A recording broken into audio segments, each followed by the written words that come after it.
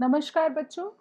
आज हम लोग कक्षा 10 की हिंदी की किताब क्षितिज भाग 2 के दूसरे पाठ तुलसीदास जी का अध्ययन करेंगे, जिसमें कि उनके द्वारा लिखित श्री राम, परशुराम और लक्ष्मण संवाद, इसको हम लोग आज पढ़ेंगे। बच्चों, हिंदी साहित्य के पद्य के काल में एक बहुत ही प्रसिद्ध काल हुआ है जिसको कहते हैं भक्ति काल, जिसमें भक्ति से ओत-प्रोत बहुत सारे पद्यों की रचना हुई, कविताओं की रचना हुई। जैसे कि आपने सुना होगा सूरदास जी के पद, मीराबाई के पद, कबीरदास, रहीम और रविदास, और उसी में एक बड़ा नाम है तुलसीदास जी का। आप लोग सभी जानते हैं, हर घर में रामचरितमानस पढ़ी जाती है। इस प्रसिद्ध ग्रंथ का की रचना तुलसीदास जी ने ही की थी। अब अगर इनके जीवन की बात की जाए तो इनका जन्म उत्तर प्रदेश के बांदा जिले के राजपुर गांव में सन 1532 में हुआ था। पर कुछ विद्वान मानते हैं कि इनका जन्म स्थान सोरों है, जो कि वर्तमान में जिला कासगंज में है, लेकिन इससे पहले ये एटा में हुआ करता था स्थान। पर इसमें विद्वानों में मतभेद है। बचपन में ही इनके माँ-बाप नहीं रहे थे और ये अपने गुरु की कृपा से ये भक्ति में लीन हो गए थे और उन्होंने राम भक्ति का मार्ग चुना। और इनकी अधिकांश रचनाएँ राम जी की भक्ति में ही लिखी गई हैं और इसका बड़ा प्रसिद्ध उदाहरण है श्री रामचरितमानस। श्री रामचरितमानस के अलावा इन्होंने कवितावली, गीतावली, दोहावली, कृष्ण गीतावली और विनय पत्रिका लिखा। और इसमें जो दोनों तरह की भाषाओं का इन्होंने प्रयोग किया। कुछ रचनाएँ इन्होंने अवधी भाषा में लिखी हैं, जैसे कि श्री रामचरितमानस, और विनय पत्रिका और कवितावली को इन्होंने ब्रज भाषा में लिखा है। इन्होंने उस समय जितनी भी पद लिखने की मुख्य विधाएँ थीं, छंद, चौपाई, दोहे, सोरठे और सवैया, इनका सबका प्रयोग किया है। और इन्होंने एक बड़ा काव्य भी लिखा है जिसे प्रबंध काव्य लिखते हैं, जैसे कि श्री रामचरितमानस, और मुक्तक यानी कि छोटी-छोटी रचनाएँ, दोनों प्रकार की रचनाएँ लिखी हैं। चलिए कि अब हमारा जो आज का पाठ है, जो हमारा आज का प्रकरण है, उस पर आते हैं। सबसे पहले इस चित्र की तरफ देखिए और आप तुरंत समझ जाएँगे कि यहाँ पर क्या हो रहा है। ये उस समय की बात है जब श्री रामचंद्र जी और लक्ष्मण जी अपने गुरु के साथ वन में रहते थे, अपनी शिक्षा दीक्षा ग्रहण कर रहे थे। तो सीता जी के स्वयंवर के लिए राजा जनक के महल का दृश्य है। तो सीता जी के पिताजी थे राजा जनक, जिन्होंने ये शर्त रखी थी कि उनके यहाँ एक शिव जी का धनुष था, शिव भगवान जी का। तो जो भी इस धनुष को तोड़ देगा, मैं उससे अपनी बेटी सीता की शादी कर दूंगा, विवाह कर दूंगा। तो उस समय विवाह के लिए स्वयंवर लगा करते थे, तो स्वयंवर में सारे राजा महाराजा आते थे। तो सबने कोशिश की, लेकिन तोड़ना तो बहुत दूर की बात है, कोई उस धनुष को हिला भी नहीं पाया।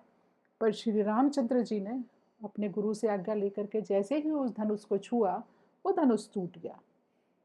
उस धनुष के टूटते ही सारे लोग बहुत खुश हो गए कि, और सबने बड़ा हर्ष मनाया कि श्री रामचंद्र जी का विवाह अब सीता जी से होगा।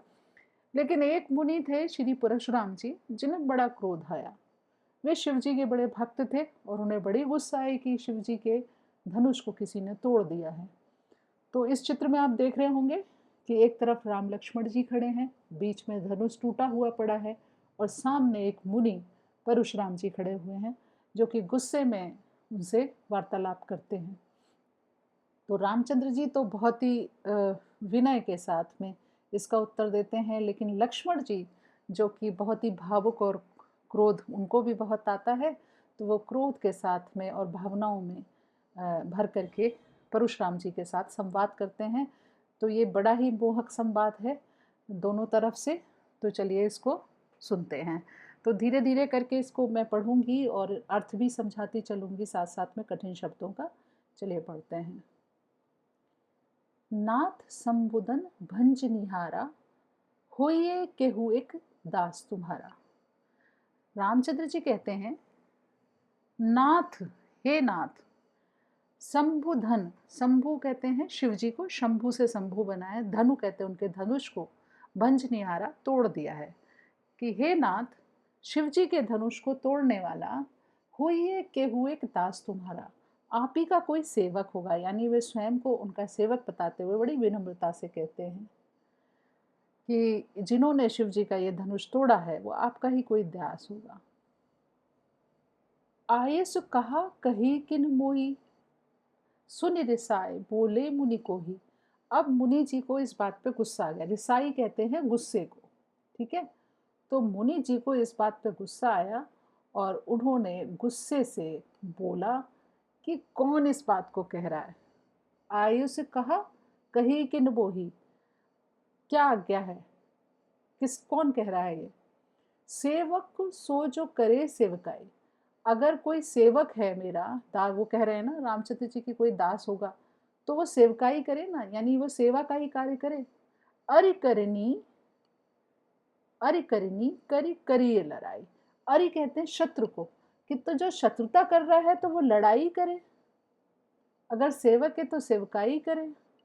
सुनहु राम जेहु शिवधन तोड़ा, राम सुनो जिसने ये शिव जी का धनुष तोड़ा है। सहस बाहु सम सो रिपु मोरा, रिपु कहते हैं दुश्मन को, सहस बाहु यानी हजारों बाहों से वो मेरा दुश्मन के समान है। सो बिलगाओ बिहाई समाजा, बिलगाहु कहते हैं अलग हो जाए समाज से, यानी कि अगर वो यहाँ पर है जिसने ये तोड़ा है वो समाज से अलग हो जाए। नत मारे जहिए सब राजा, नहीं तो ये सारे राजा आज मारे जाएंगे। यानी इतने गुस्से में वो कह रहे हैं कि जिसने ये धनुष तोड़ा है वो सामने आए, अलग हो जाए, नहीं तो मैं इस सारे राजा को मार दूंगा। सुनी मुनि बचन लखन मुस्काने, मुनि के ये वचन सुनकर के लखन को मुस्कुराहट आई। बोले परसु धरही अवमाने, वो परशुराम जी का अपमान करते हुए बोले बहु बहु धन हुई तोरी लड़काई। धनुई कहते हैं छोटे धनुष को, लड़काई कहते हैं लड़कपन में, यानी कि बचपन में। कह रहे हमने बचपन में बड़े छोटे छोटे धनुष तोड़े थे। कबहू न असी रिस कीनी गुसाई, तब गुसाई आपने कभी रिस नहीं किया, रिस कहते हैं गुस्से को, तब कभी आपने गुस्सा नहीं किया। यही धनु पर ममता के ही हेतु, इस धनुष पर आपको कौन सी ममता ज्यादा है, मतलब आपको इससे क्या ज्यादा लगाव है। सुन रिसाई कहे भृगुकुल केतु, यानी भृगुकुल के जो आप यानी परशुराम जी का जो कुल था वो भृगु था, तो कहते भृगुकुल वाला के जो आप हैं, तो वो जो आप इतना गुस्से से क्यों बोल रहे हैं, है ना, कि आप जो मतलब इस वाले धनुष पर आपकी कौन सी बहुत ज्यादा ममता है। तो इस बात से जो भृगुकुल केतु यानी कि परशुराम जी हैं बड़े गुस्से से भर गए और वो बोले रे नृप बालक, नृप कहते हैं राजा को, बालक उनके बेटे को, हे राजा के बेटे यानी राजकुमार, काल बस बोलत तो ही न संभार, तुझ पे काल भारी है, यानी कि तेरी बुरा समय आ गया है इसलिए तू संभल के नहीं बोल रहा है। धनु ही सम त्रिपुरारी धनु, विदित सकल संसार, तू इस त्रिपुरारी धनु यानी कि जो शिवजी का धनुष है, उस धनुष को तू किसके समान बता रहा है, धनु ही के समान, इसको सारा संसार जानता है, यानी कि तू छोटे से धनुष के समान बता रहा है इस धनुष को। लखन कहा हंसी हमरे जाना, अब इस बात पर जो लखन है वो हंस करके बोले हे देव सुनिए, सुनहु देव सब धनुष समाना, वो कह रहे हैं कि सारे धनुष समान हैं देव सुनिए, ठीक है। का छति लाभ जून धनु तोरे, क्षति कहते हैं नुकसान को, लाभ कहते हैं फायदे को। तो वो कह रहे हैं कि धनुष तोड़ने में हमें क्या लाभ है क्या हानि है। देखा राम नयन के भोरे, श्री रामचंद्र जी ने तो इसे नए के धोखे में देख तोड़ लिया, इसे तोड़ दिया, ये हमें किसी धनुष को तोड़ने से क्या नुकसान है क्या फायदा है। छुअत टूट रघुपत नहीं दोषु, रघुपत का इसमें कोई दोष नहीं है, वो छूते ही टूट गया। मुनि बिनु काज करई कत रोसु, है ना, उन्होंने कहा कि इसमें ये तो छूते ही टूट गया था, इसमें रघुनाथ जी का कोई दोष ही नहीं है। मुनि आप बिना कारण के ही दोष किए जा रहे हो, बिना काज करे तो आप इतने रोसू मतलब गुस्सा हो रहे बिना ही किसी कारण के, है ना? बोले चिते परसु की ओरा, रे सठ सुने ही सुभाऊ न मोरा। अब परशुराम जी गुस्से से बोले अपने फरसे की तरफ, परसु कहते हैं फरसे को, जो उनका हथियार था, उसकी तरफ देखते हुए गुस्से से बोले, रे सठ, सठ कहते हैं मूर्ख या दुष्ट व्यक्ति को, गुस्से कि हे दुष्ट, तुमने मेरा स्वभाव नहीं सुना, यानी तुम मेरा अभी स्वभाव नहीं जानते हो।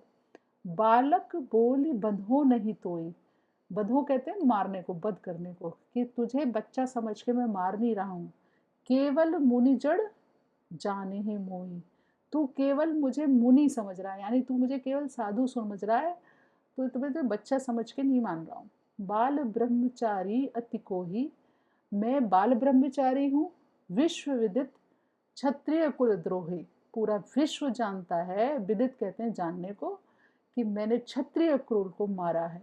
अति को ही बहुत गुस्से वाला हूँ मैं, वो कह रहे हैं मैं बाल ब्रह्मचारी हूँ, बहुत गुस्से वाला हूँ, और पूरा विश्व जानता है कि मैंने क्षत्रियों का नाश किया है। भुज बल भूमि भूप बिन कीनी, अपनी भुजाओं के बल से यानी अपनी ताकत से मैंने इस भूमि को उसके बिना किया है, राजा के बिना, भूप कहते हैं राजा को, तो मैंने अपनी भुजाओं के बल से इस पृथ्वी को राजाओं के बिना कर दिया है। और विपुल बार मही देवन दीनी, मही देवन कहते हैं ब्राह्मणों को, मैंने विपुल कहते हैं कई बार, कई बहुत बार मैंने इसे क्षत्रियों से विहित करके यानी क्षत्रिय खत्म करके इस भूमि को ब्राह्मणों को दिया है।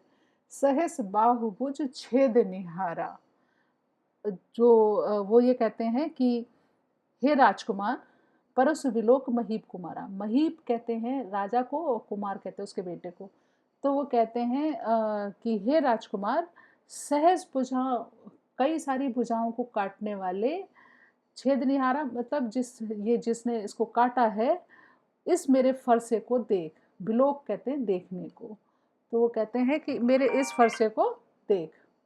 मात पिता ही जानी सोच बस,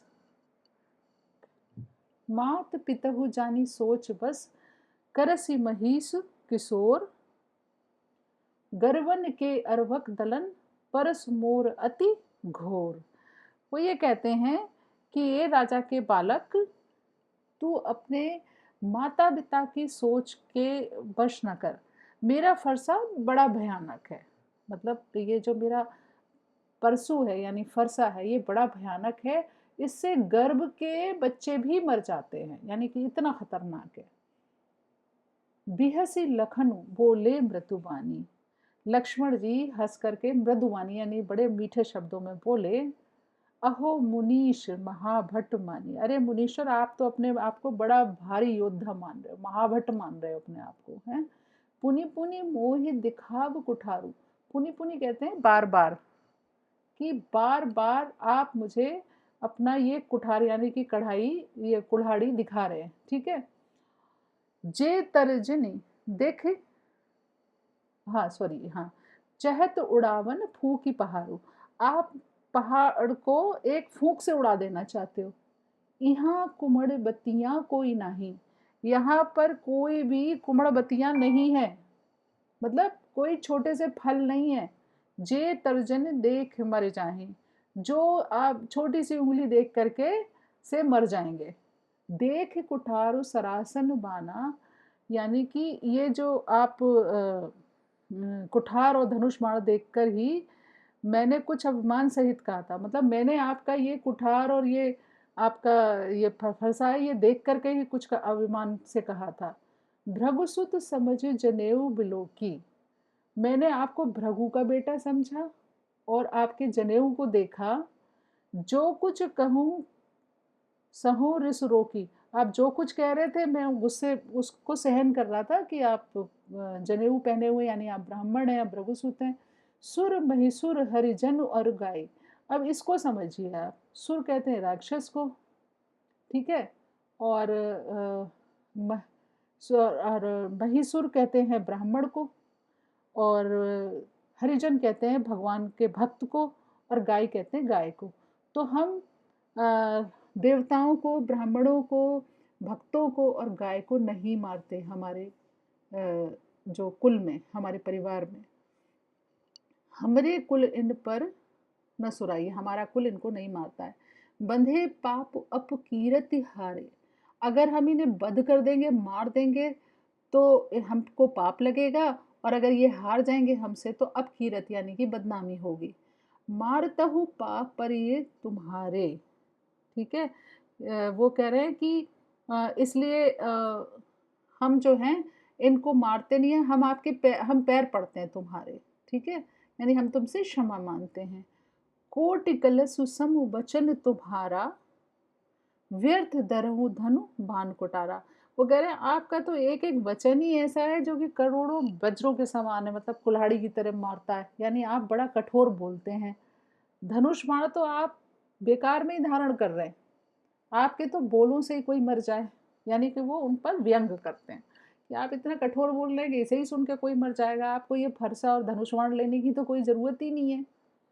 जो बिलो के अनुचित कहूँ, क्षमहु महामुनि धीर, सुनि सरोस भृगु वंश मणि, बोले गिरा गंभीर। इन्हें देखकर मैंने कुछ अनुचित कहा हो, बिलो की मतलब देखकर, मैंने अगर कुछ अनुचित कहा हो तो आप महामुनि मुझे क्षमा कर दें। सुनि सरोस भृगु वंश मणि, बोले गिरा गंभीर। यह सुनकर भृगु वंशमणि परशुराम जी क्रोध से बोले। तो हमारा प्रसंग आज यहीं तक था। आप सभी इसको ध्यान से सुनिए और पढ़िए, और मुझे आशा है कि आपके कठिन शब्दों का निवारण हो गया होगा। धन्यवाद।